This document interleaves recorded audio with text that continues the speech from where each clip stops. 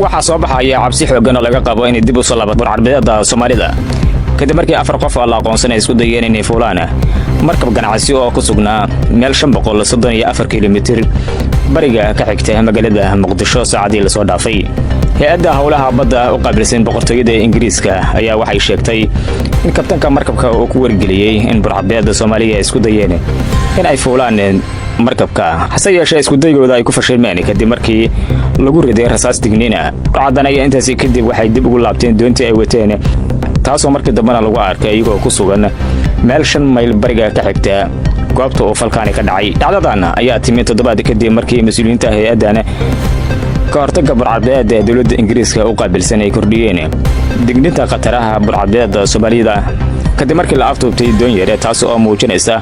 in khataraha burcadbadeeda Soomaalida ay mar kale ku soo labakaclaysay badweynta Hindiya. mas'uuliyiinta hay'adda hawlaha badda u qaabilsan boqortooyada Ingiriiska ayaa waxa ay ku baaqeen in markab kasta